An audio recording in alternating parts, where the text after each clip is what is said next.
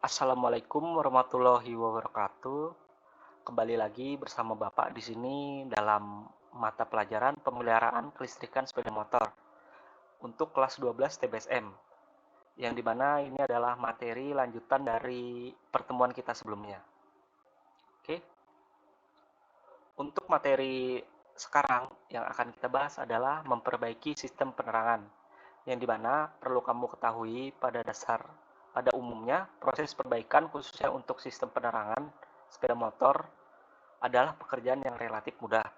Jadi di sini untuk perbaikannya ini sangat mudah atau bisa dibilang relatif mudah. Nah, hal tersulitnya adalah menentukan sumber kerusakan atau permasalahannya. Jadi di sini untuk menentukannya ya sangat susah lah dan permasalahannya. Nah, untuk menentukan sumber kerusakan harus dilakukan dengan mendiagnosis dan diiringi dengan pemeriksaan. Jadi sebelum kita menentukannya, kita harus melakukan diagnosis dan pemeriksaan. Tanpa mendiagnosis dan pemeriksaan, kita tidak tahu sumber kerusakan dan permasalahan dalam sistem penerangan tersebut. Nah, di sini bisa kita lihat untuk gambar ini adalah prosedur langkah-langkah dalam dalam pemeriksaan atau mendiagnosis kerusakan sistem penerangan. Nah, yang pertama sini adalah yang perlu kita lakukan pertama, pemeriksaan semua kondisi periksa semua kondisi bolam dan soket bolam. Nah, bila bila bagian bolam dan soket bolam ini mengalami kerusakan, maka bisa di anu diganti bolam dan soket bolamnya. Bila tidak ada kerusakan, kita lanjut ke pemeriksaan kedua, yaitu pemeriksaan fuse atau bisa dibilang sekring. Nah, di sini bila sekring aman dalam kondisi aman atau tidak putus, kita bisa lanjut. Bila sekring itu putus, kita harus ganti. Nah, untuk berikutnya adalah pemeriksaan baterai, yang dimana pemeriksaan baterai ini yang dilakukan adalah bersihkan terminal baterai dengan cara mengamplas atau kita lap-lap dan setrum atau ganti baterai. Bisa juga misalnya ada tegangannya turun, kita periksa dengan multimeter juga bisa kita periksa tegangannya turun apa enggak. Kalau turun tapi dalam kadar yang tidak terlalu ekstrim, kita bisa setrum. Bila terlalu sudah tegangannya di bawah 8 volt atau 10 volt lebih di bawahnya, kita bisa melakukan penggantian baterai. Oke, bila baterai sudah diperiksa, kita lakukan yang keempat, yaitu periksa kunci kontak atau main switch.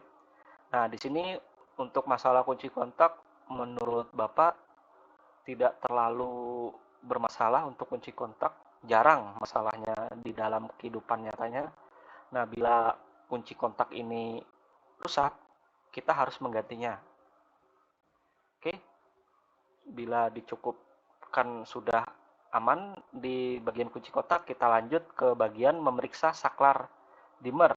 Nah, untuk saklar dimmer ini adalah saklar dim. Bisa dibilang saklar lampunya. Nah, kalau misalnya saklar dimmer rusak, ganti saklar tangkai kemudi kiri. Jadi saklar dimmer ini ada di kemudi kiri. Oke. Nah, setelah memeriksa saklar dimmer, kita dilanjutkan untuk memeriksa password. Nah, untuk saklar lampu password ini bila ada kerusakan, saklar pas rusak, ganti saklar tangkai kemudi kiri. Jadi untuk saklar pas ini ada di kemudi kiri juga. Oke, lanjut. Selanjutnya kita memeriksa kabel sistem penerangan. Nah, ini nih pemeriksaan yang terakhir.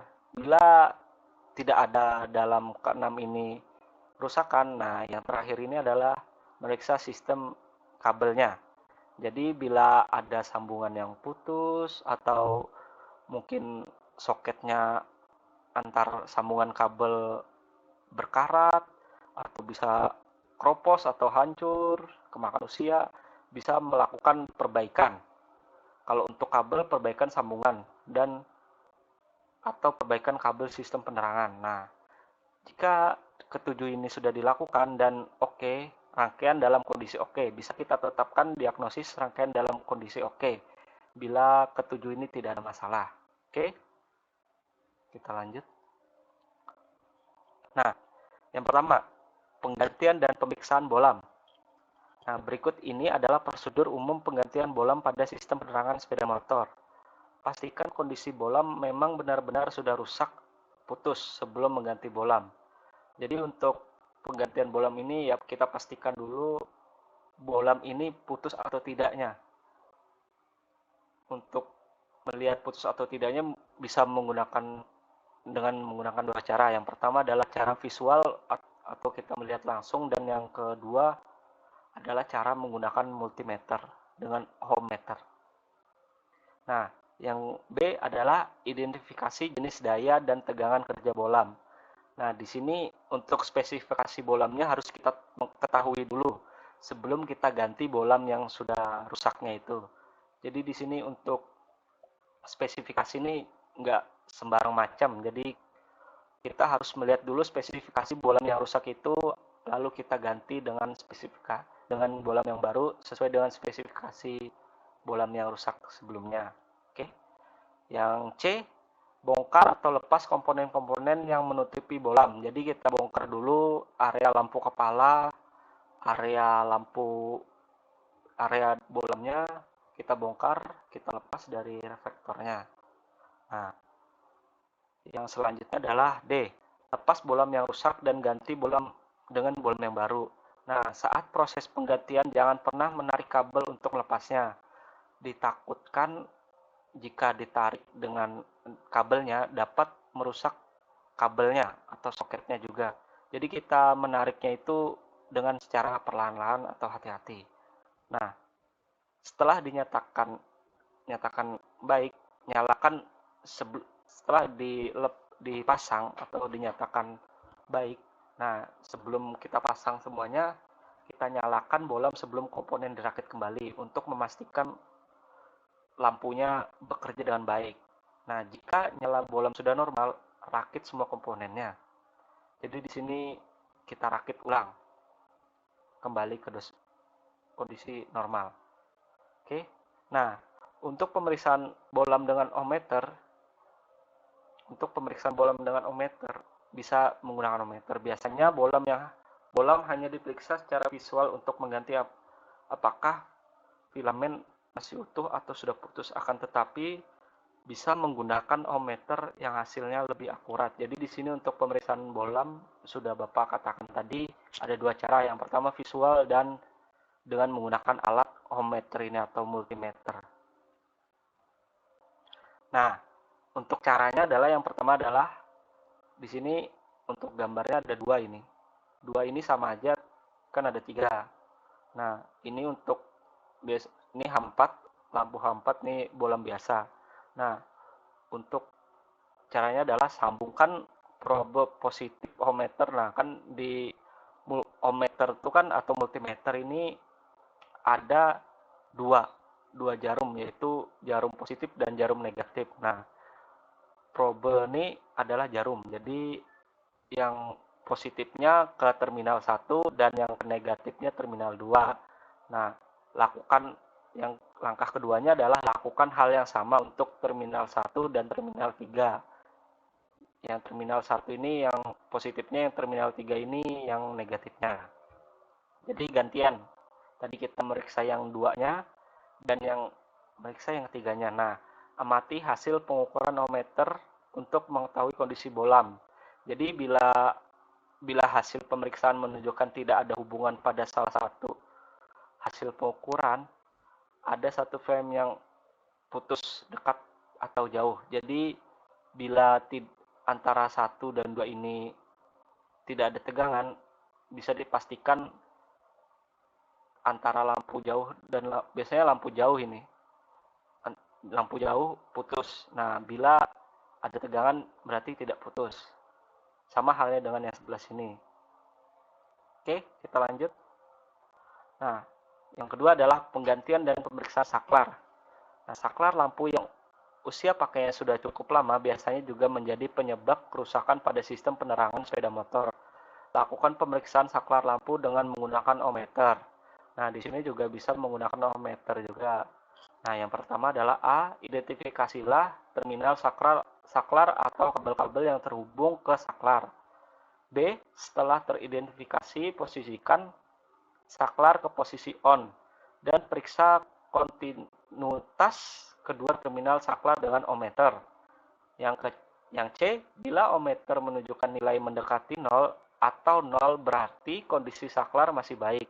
Jika ohmmeter tidak bergerak sama sekali, berarti hambatan saklar cukup besar. Bila ohmmeter tidak bergerak sama sekali, berarti saklar tidak terhubung atau rusak.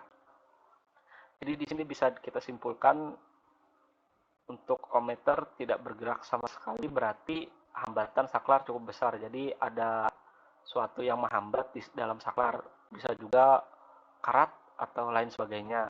Nah, bila ohmmeter atau jarumnya itu tidak bergerak sama sekali berarti saklar itu tidak terhubung. Oke, yang ketiga adalah perbaikan kabel dan soket sistem penerangan.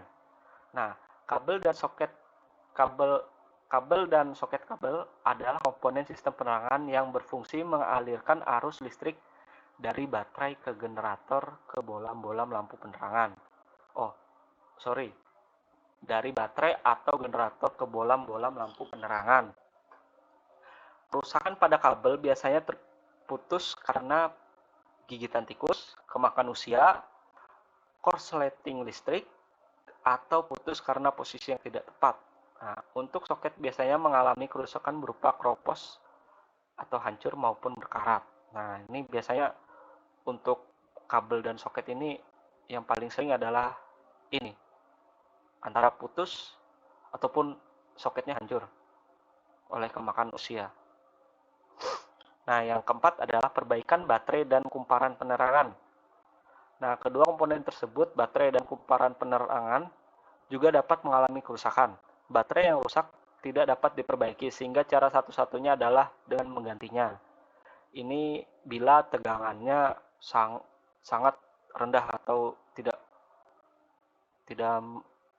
bisa dicas lagi. Nah, untuk kumparan penerangan rusak, hangus atau terputus, sebaiknya langsung diganti. Tapi dalam kondisi darurat masih dapat diperbaiki dengan cara menggulung ulang kumparan. Tapi ini sangat tidak dianjurkan. Oke, mungkin segitu aja materi yang dapat Bapak sampaikan. Kurang lebihnya Bapak minta maaf. Tetap jaga kesehatan dan selalu pakai masker di mana saja. Oke, mungkin sampai sini aja. Assalamualaikum warahmatullahi wabarakatuh.